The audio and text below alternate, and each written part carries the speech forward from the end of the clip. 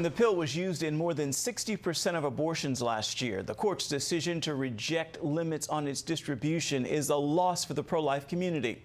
Leaders are promising to keep up the fight following the court's ruling, which was based on a technical issue.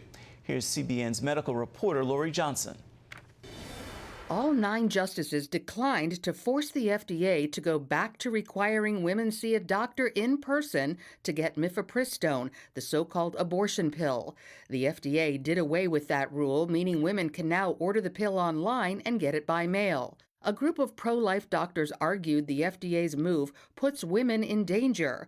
A doctor can detect potential problems for women from the drug, but now that women can bypass those doctors' visits because of the new FDA rule, women could face health issues after taking it.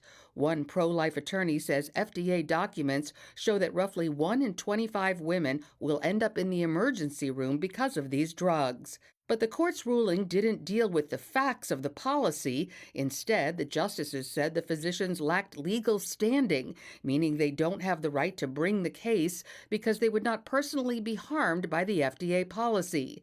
Justice Brett Kavanaugh wrote, "Here the plaintiffs have failed to demonstrate that FDA's relaxed regulatory requirements likely would cause them to suffer an injury in fact. For that reason, the federal courts are the wrong forum for addressing the plaintiffs' concerns about FDA's actions."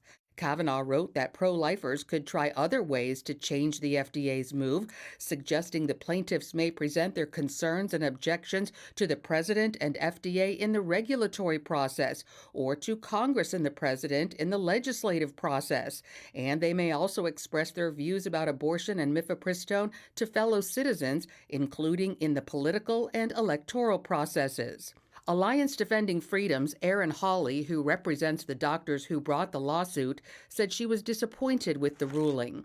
The decision, based on a legal technicality, allows the FDA to continue its reckless disregard for women's health, at least for now. Hawley pointed out the justices were silent on the FDA's policy itself and said she hopes other plaintiffs, such as the states of Missouri, Idaho, and Kansas, will have the legal standing they need and will win. The Supreme Court did not dismiss this lawsuit, and that is because there are 3 states that have intervened in the district court below. Those states will presumably, consider their alternatives, but I would expect the litigation to continue with those states raising different standing sort of arguments than made by our doctors. CBN's Tara Mergener was outside the courthouse when the opinion came down. Unlike the ruling for Roe v. Wade, there was little presence in front of the high court, but there is strong reaction, with neither planning to let up the fight.